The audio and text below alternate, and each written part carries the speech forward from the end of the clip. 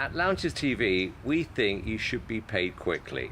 So if you want to profit from your talent within 24 hours, then make sure it's on Lounges TV.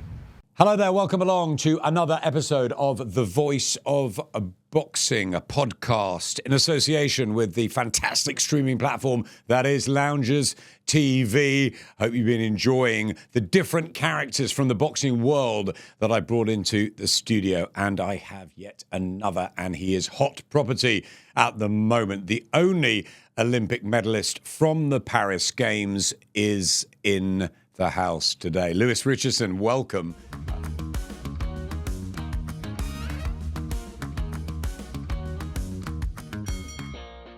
Firstly, many congratulations for your achievement in France. The sole medalist of the GB team, which I guess brings with it a great accolade, but also some pressure too of sort of the being the established one that's made it through and got that shiny medal at the end of it. Yeah, definitely. Firstly, thank you for having me on. So far, so good on the podcast, and hopefully that continues for you. As you say, the sole medalist from the Paris 2024 Olympic Games cycle for Team GB Boxing.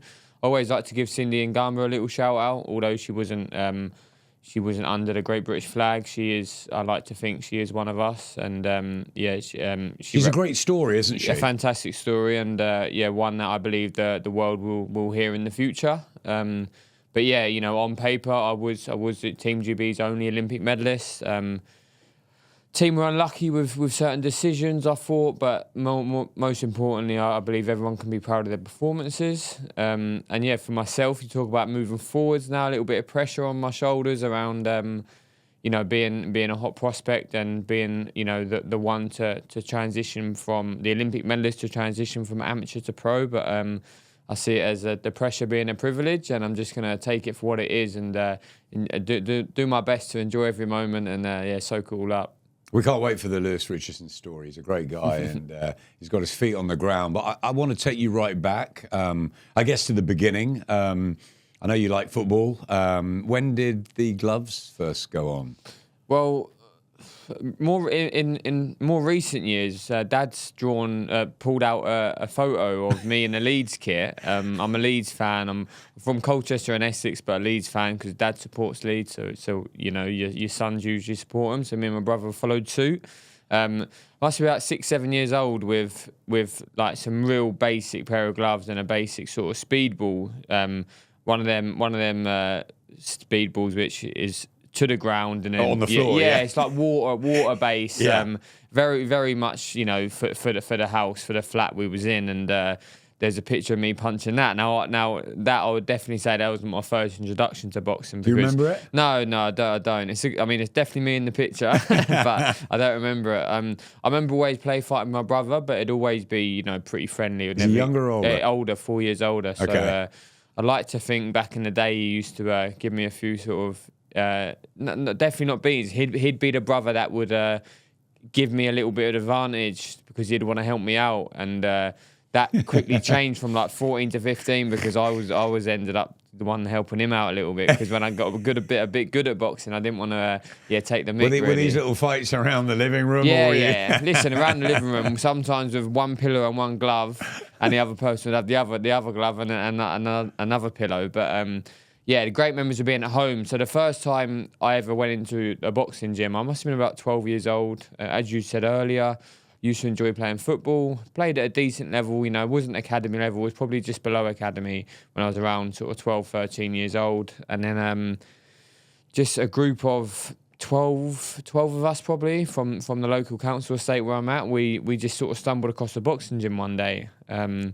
Was up to no good and just sort of, not up to no good, just being mischievous and just sort of roaming the streets. And we stumbled across a gym that we wasn't really aware was there. And one day we said, let's go for it. So we all sort of rocked up. Was in a really fortunate position. This particular gym, Centurions Amateur Boxing Club, where I went on to have 60 plus bouts for.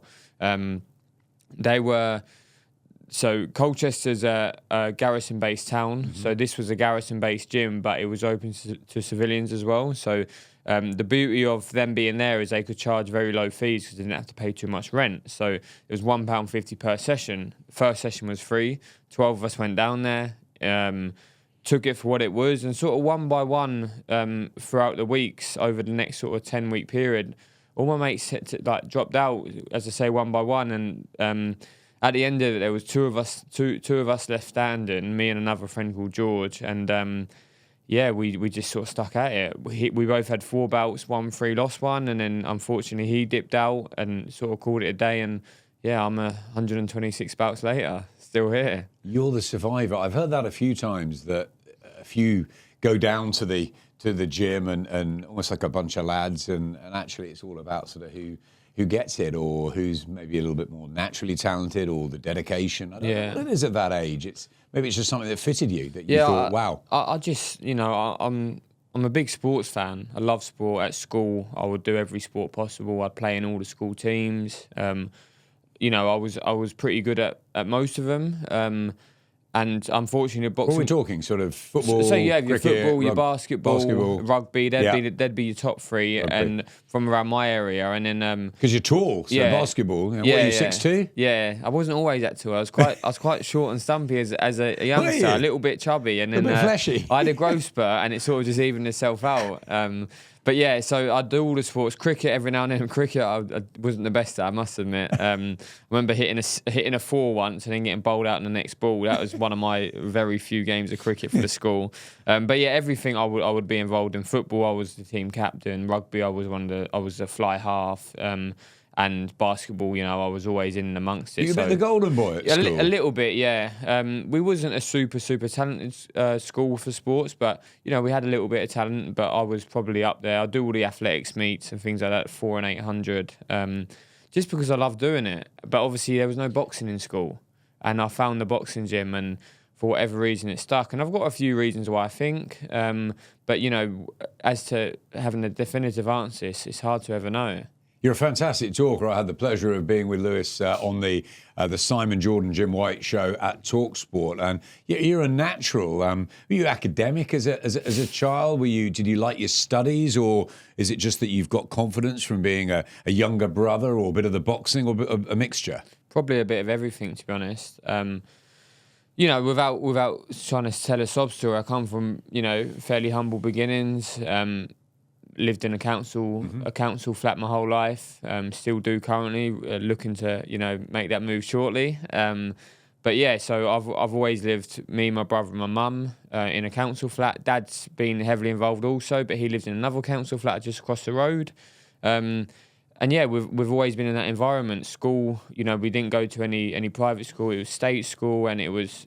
Colchester is not a rough place at all. I'm super proud to be from Colchester. It's a beautiful city, and but from the area I'm from, it's probably one of the roughest areas of the town or the city. So the odds were sort of stacked up against me, I think, to go on to do what I've done, and I certainly don't feel like my story's over yet. But I think there's a little bit of that streetwiseness from being around in that environment, of being around the streets, at the parks, at the local shops, and just smarts. Yeah, just again, not causing anyone no harm, but just being mischievous. Having a little bit of confidence from that, and then at school, I was never the naughty kid at school. I was the kid that the teachers liked, but also the students liked, because I was sporty, but also I got on with my work. I believe I wasn't the most academic, but I believe I had a little bit of ability, and I believe it's very transferable to boxing, because I'm certainly not the most talented, but what I do for the little bit of talent I have, both in the ring but also an academic point of view, I maximise that to its fullest potential. And I've gone on to, from an academic point of view, I've got decent GCSEs, and I've got good A levels, and I've got an exceptional master's degree. Tell me about the degree as well. That's fascinating. Yeah, so every sort of period of my academic career, my results actually got better as I went on. Now, what I do believe is boxing give me that discipline to be able to transfer over to education, which I think that's the power of sport, that's the power of boxing. And the life skills it teaches you to be able to transfer to, whether that be work and education or just people skills, confidence, things like that. But education for me, so I'd done my GCSEs, done my A-levels, and then had about 3 or 4 years out. Applied for an undergrad degree at Sheffield Hallam. Very fortunately, the course leader said, we actually think you're ready for the master's degree without doing an undergrad. So I've not done a bachelor's, and I've come out with a distinction in a master's degree in sport business management. So sport business management post-career could be something I look to explore further. Fantastic to have this foundation. It's great. I always worry about fighters beyond their careers and things that can happen. We were in the studio earlier with Spencer Oliver, who was injured at 22, 23, and that was it, and he had to find something else to do. But I think it's great that you've got that backup sort of behind you, and you've got some something to sort of, if things don't work out, fall back on, but also utilise that as you go through your boxing career. Yeah. I don't want it necessarily to be a plan B. It can be working alongside me as I go through. Of course, from an academic point of view, it's not always applied. Sometimes it's just reading from a theory book and things like that. But you can learn little bits of that to take with you to future meetings, to future occasions, to future events that you might be able to just pick a little bit up from to benefit from in those environments. Tell me back to the amateur days. Who was your sort of inspiration? Did you have boxing heroes? Who did you want to be like? What was the environment, the climate like in Colchester then? I mean, unfortunately, the town, the city, hasn't really produced much talent. No. I was the first ever GB boxer, from Colchester, and obviously, from that, the first ever Olympic medalist from the city. They must be so proud of you. I hope so. And since being home, over the last month or so, I go in this. I pop into town and going to the shop with my girlfriend or my brother and just getting people come up to you, and it feels super special. But like that's really good. What I would say is we did a one success story from pro boxing. I'd say Lee Purdy back in the day. I remember Lee. I know you will. I remember Lee. He's a Colchester-based man, and obviously he didn't have the amateur pedigree that I had, but he had minimal sort of semi-pro white collar background. And it was exciting. Yeah, and he went on to become a British champion and fought Devon Alexander for the world. So he done very well. Dream challenge that, wasn't it? Yeah, definitely. But pre and post Lee Purdy has been nobody, and I'm here to put Colchester on the map. And then you got some success in the amateurs, and what brought you to Team GB's attention? Yeah, so my journey is it's a nice one because it's not always plain sailing, and I like that because it makes me who I am today. And you always think of when you are at the lows, you're like, why is this happening to me? Like, it shouldn't be happening, but hindsight's a wonderful thing, and there's especially winning my Olympic medal last month. It's really put into perspective, why some of those things happened at certain points in my career. So I won my first national schoolboy title in 2012. I was a novice. I think I had 9 bouts. But I was... So same time as London Olympics? Yeah, exactly, yeah. I was utilising my attributes to the best of my ability at the time. I was tall and rangy. I'd had that growth spurt, and I was, I was utilising my super strengths, so to speak. Not as podgy and fleshy. No. 2013, 14, 15...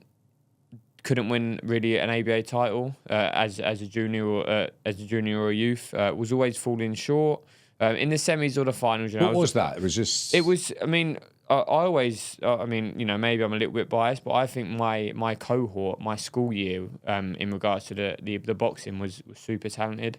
97 boys. Yeah. You look at Daniel Dubois. Yeah. Look at Ben Whittaker.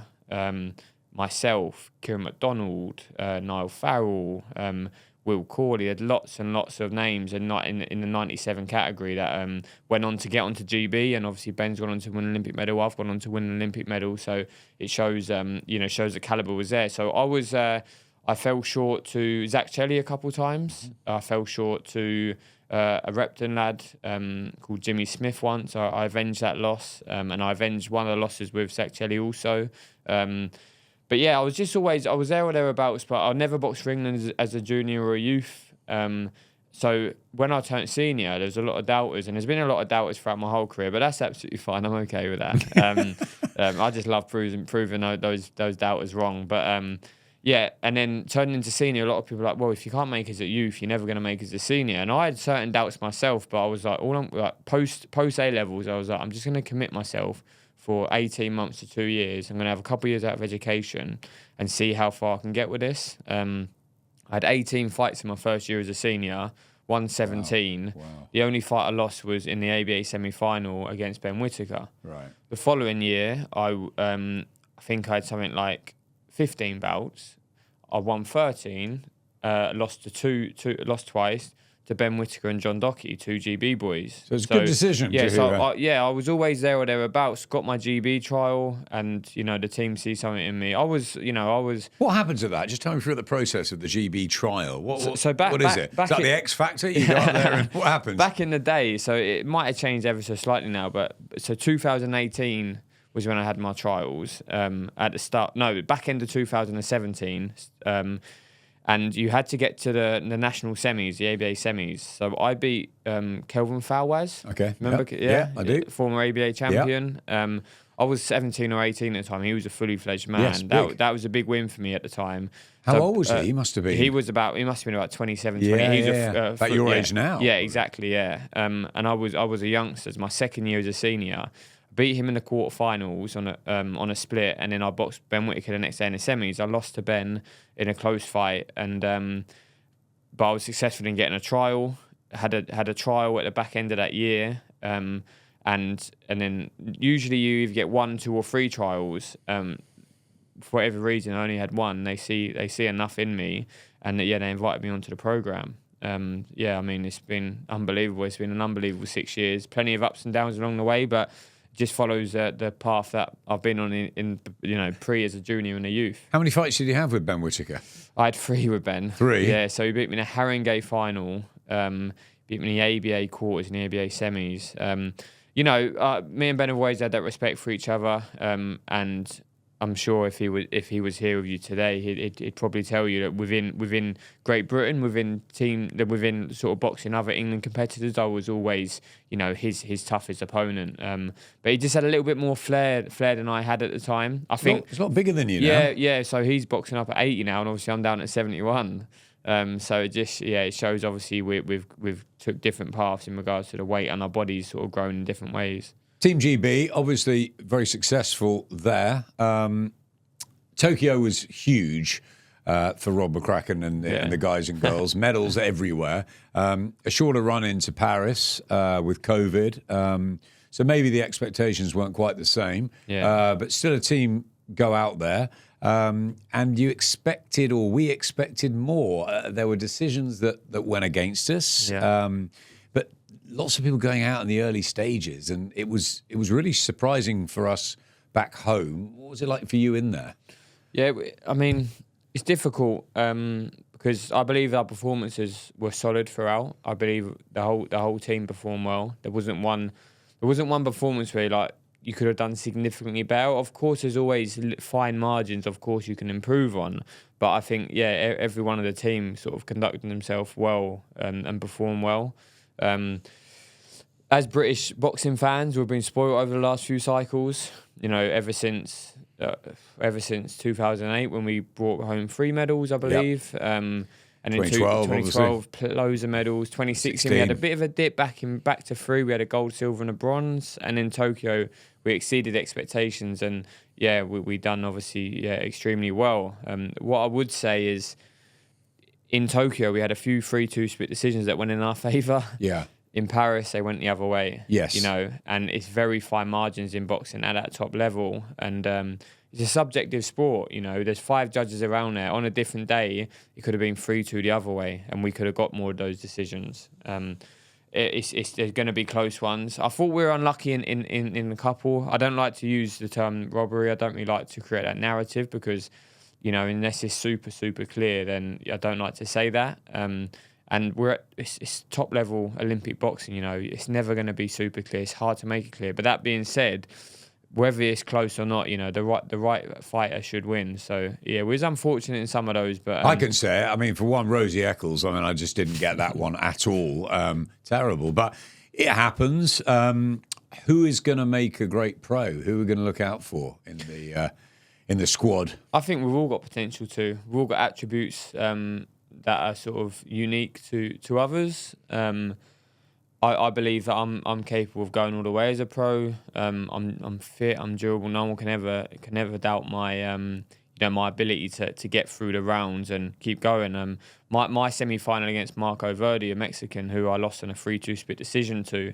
I believe that fight was only just getting started, and I would have loved it for that to have gone a few more rounds. And you were unlucky. I thought you were unlucky. Yeah. Listen, I'm not just saying because you sat here, but it was really close. I thought you were unlucky. Really close, but if it had gone on, you'd have loved it. Yeah, exactly that. And people have asked, moving forwards, next career steps, like, are there any particular, boxes you want to meet? And I've got full respect for Mark, who is a great man inside and out of the ring, but, crossing the pond over to Mexico or America in the future, he's certainly someone I'd like to keep my eye on. Let's get it on. Yeah, of course, and get it on for more than 3 rounds, because we had a great fight. And for some money. Yeah, there were Mexicans in there, there were British fans, there were also a lot of Parisians, and everyone was entertained, so we could have continued that one. Simon Jordan asked you a really interesting question earlier on his show, which was...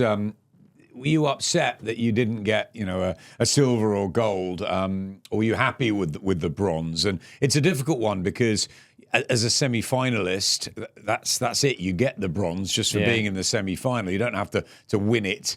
You sort of lose and then get the bronze medal for losing. Yeah.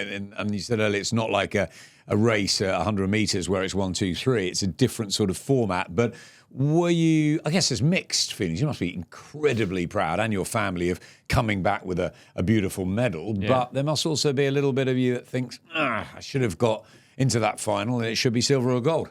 Definitely. There is a part of that. There's always going to be. But the Olympics just hit a little bit different, So any other tournament in the world, you come back with anything but gold, you're not really satisfied.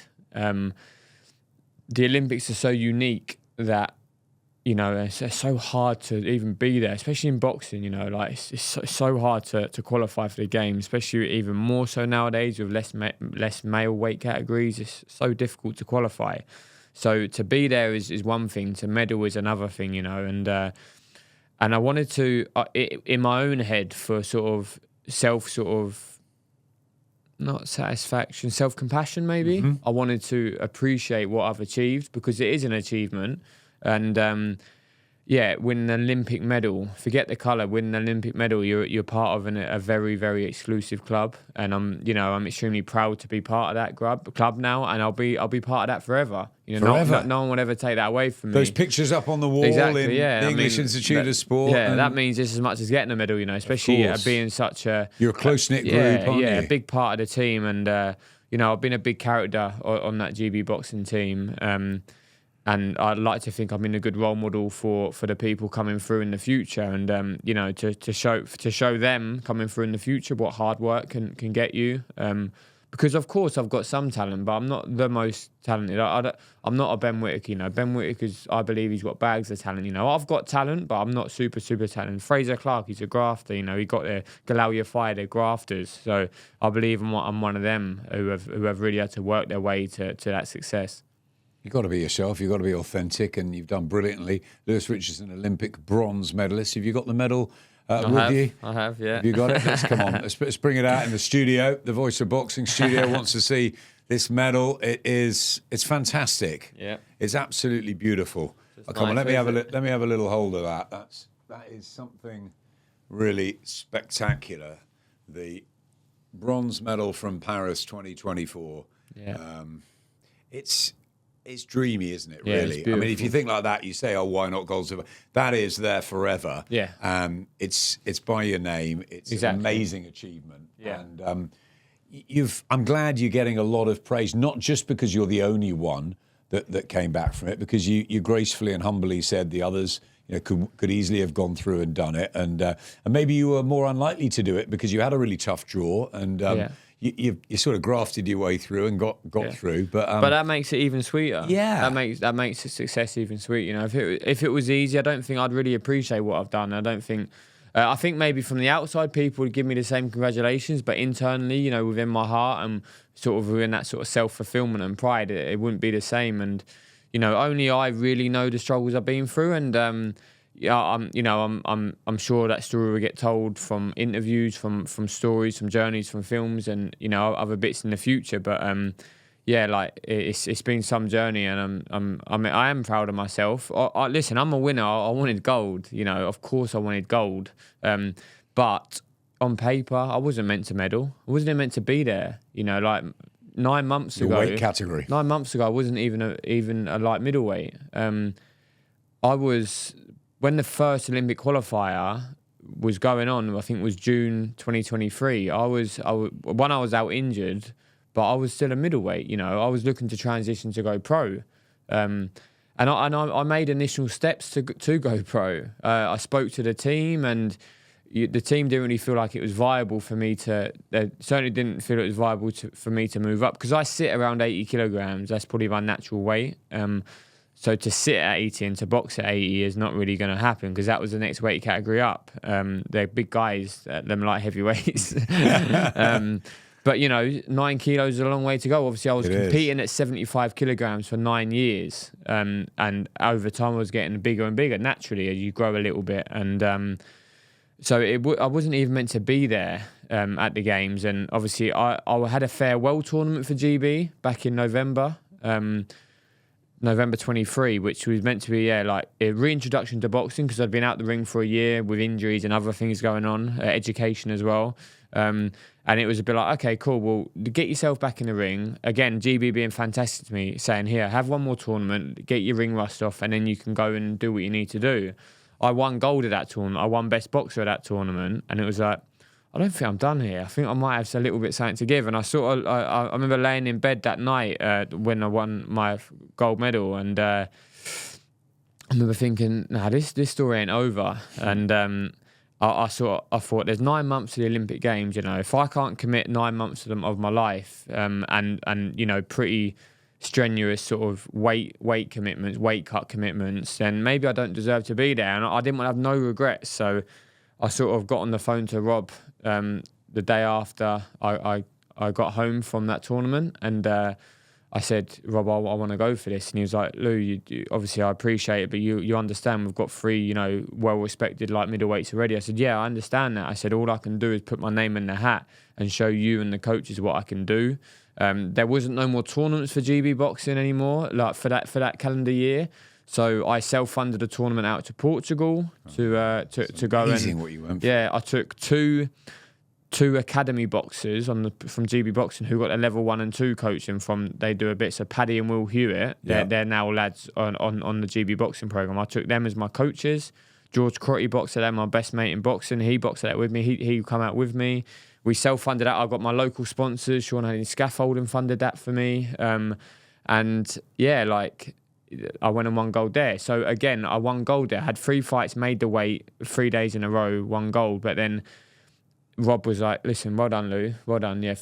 But who have you boxed? And I'm like, yeah, Rob, there are a couple of decent internationals. Like, yeah, but come on, we know the level you need to be at. I was like, I understand. I was like, put me into any tournament and I'll be ready. There was one in January come up, January this year, in Sheffield, international comp. Boxwell had 3 bouts out there, and the other light middleweights were nowhere to be seen. They weren't boxing at the competition. They hadn't boxed since maybe November or October from the year before, and it was like, listen, I'm here, I'm ready to go. And, you know, I ended up qualifying at the final qualification event in Thailand, and yeah, I had 4 bouts over 6 days there, and I was in top form. I won every single round of all 4 bouts bar 1. It was the first round of the final bout, so I had to win them last 2 rounds to qualify for the Games, and I won them across the board 5-0. And you know, people talk about pressure situations, fine pressure margins. moments, yeah, and you know, I was ready to do what I needed to do. Did you enjoy the Olympics as an experience, and what happens to boxing at the next one? Because we need boxing in the Olympics. I absolutely love the Olympic Games. It's been a massive dream of mine to be an Olympian, to be involved in the Olympics. I'm a sports fan, not just a boxing fan. My first sort of sporting moments are Dame Kelly Holmes winning the 800 and 1500 metres in Athens, Amir Khan winning the Olympic silver in boxing. So they're my first sporting moments, and ever since I've just loved the tracksuits that the athletes get to wear. Them podium tracksuits, them white, red, and blue tracksuits you see them in, and now I've got one of mine. I've not only got it, I've worn it on the podium, so it's super special. In regards to and just quickly, the best few weeks of my life in regards to the Olympic Games, I was really present. I was journaling along the way. I was, making sure that I sort of soaked it all up for what it was, because regardless of what happened, gratefully for me, I've got myself a medal. But regardless of whether I did or didn't get myself a medal, I didn't want to look back in 3 months, 3 years, 30 years and think, what happened in Paris that summer? What actually happened? But I believe that I lived the moment, as best as I could. And I believe my performances benefit from that as well. I was happy in the ring, I was confident, and I was relaxed, and I was flowing, it was great memories for me. Next question in regards to the next Olympic. Listen, boxing needs to be in the Olympic Games. It's such an iconic sport within the Olympics. And there's two aspects of it. You look at the representation of boxing nations at the Olympic Games, and it's one of the most widely represented from the national organising committee. So all the different nations attending. It's one of the most widely attended sports. You look at other sports and it's only represented by, say, 16 countries or X amount of countries, whereas boxing is one of the most highly represented sports for that. So there's that aspect. We talk about Olympic movement and everything the Olympics has to offer in regards to bringing everybody together. Boxing does bring the world together, large majorities of the national organising committees together. And then I think from a personal and sort of a British level, and this is transferable across the world, but I mean the social impact that boxing can have in regards to just from grassroots level, changing people's lives and making them a better person, both inside and out the ring. The accessibility of boxing, it's cheap, it's easy. You don't need loads of equipment. You can just turn up to a boxing gym like I did when I was 12, 13 years old. Everybody can do that. Other sports, you need equipment that maybe families can't afford, or the accessibility isn't there. Whereas with boxing gyms, it is there. So, boxing's such a powerful sport, and it'd be an absolute travesty if it wasn't to be in the games in LA. I'm hopeful, and I'm very confident that the OIC and other sort of world organisations like World Boxing can make that happen. And because if it wasn't, it'd be a sad day for boxing. The Voice of Boxing podcast, we could listen to Lewis Richardson all day. What an articulate young man. What a great talker. You're 27. I guess you're doing the rounds of looking at the professional promoters and the trainers. I know you're very close to Rob McCracken. What is the short-term plan, and what are the future ambitions? I guess you won't be happy if you're not a world champion.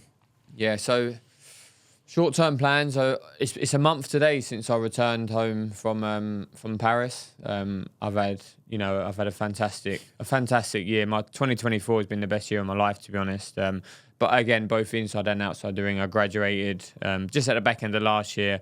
I've had other things within the family that have gone really well, and you've got a nice girlfriend. You've got a place together now. Exactly, you're getting So really good to hear. Loads of good things going on, and staying grateful, staying present, and I believe that's helped me to ride the wave for longer.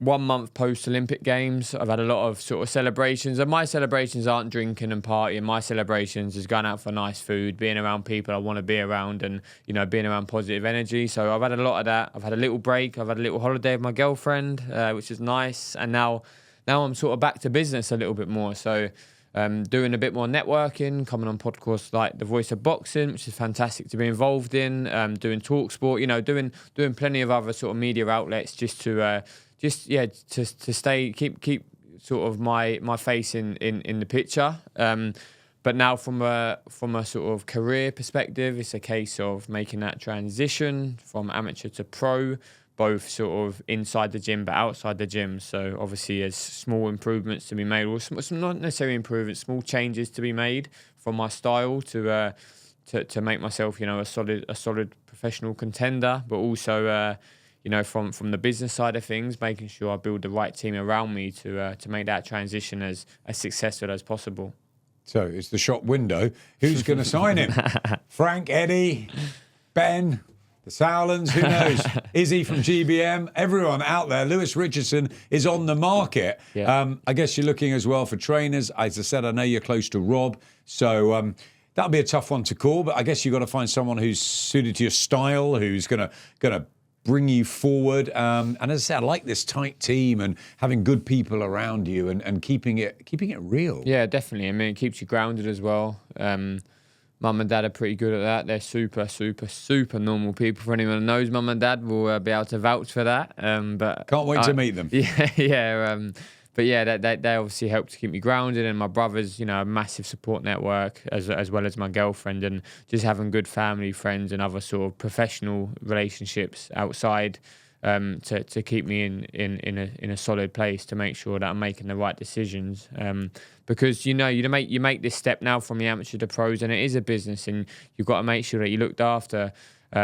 Both from a health perspective, so health's priority, from a financial perspective, but also a career development perspective. So I want to be guided in the best possible route to make me succeed. As I said earlier, I believe I'm capable of winning world titles and getting to the top of the game. I've reached the pinnacle of amateur boxing. I believe I can go all the way in professional boxing. I believe I'm a good age, 27 years old. I'm in my prime, and I think I'm a healthy 27 years old. And I'm ready to give, the next 7-8 years of my life to really commit to be the best version of Lewis Richardson, the boxer. Your bronze, a little bit irritated that it wasn't a gold. I guess it'll be like a European champion or a world title challenger. But you're convinced that foundation is there, the skill set, the desire, the right, and a bit of luck, but the right journey will take you to become a world champion. I believe so, yeah. To win the Olympic medal is so hard. There's no guidance in regards to, you can't pick and choose your path. First you've got to get to the games. Qualification, you can't pick your route to qualifying. You get drawn who you're drawn against. So I missed out on Tokyo qualification. Due to COVID, we only had one chance to qualify. I drew Alexander Kuzniak, an absolute beast of Ukrainian, who won Olympic silver and has recently won Olympic gold at light heavyweight. Very good fighter. Very good fighter, very effective fighter. I lost to him in 2021, just before the Tokyo. So I missed out on that. So I believe I was good enough to be at Tokyo, but I couldn't navigate my route through. You get drawn who you're drawn against. In the world qualifier, there was no hand-me-outs for this Paris qualifier. There was no hand-me-outs, but I earned my spot there, and now I've earned this Olympic medal, which will stay with me forever. With the professional side of things, listen, the hard work's got to maintain the same. But if you can get the right team around you to guide you, the best possible route or the best possible avenue to explore, then there's no reason why I can't go on to achieve great things. And I'm confident that I'm always going to have that work ethic to be the best version of myself. And if I can get the right team around me to sort of follow that journey with me, then the sky's the limit, I believe. It's a serious business. Have some fun along the way as well. Definitely. I'll tell you what, Lewis, come back, please. Come back on the podcast in 6-12 months' time. Yeah. Give us updates. We'd love to hear from you, and I'm sure we'll see you around on the circuit. You're a great young man, and many congratulations for that medal. That's a fantastic achievement, and it's really exciting, isn't it? Lewis Richardson out on the professional scene very, very soon. Hopefully back end of the year, 2025. Listen, that's the plan. I would love to be out before the end of the year. If negotiations, if conversations take longer, then maybe we want, and it might be leaning towards Eddie or Frank or Ben. He's not giving anything away. Nah, listen, I'm open to having conversations with everyone. So, absolutely. The big smile. Great to have you with us. Thank you so much. Lewis Richardson on the Voice of Boxing podcast with Loungers TV. Hope you've enjoyed it. Follow Lewis's journey. It should be a brilliant one. The only medalist from Paris 2024. What a year he's had, and he's up for sale. So come on, promoters, get your cash out. He wants to sign on the dotted line. Lewis Richardson on the Voice of Boxing podcast. It's been a pleasure.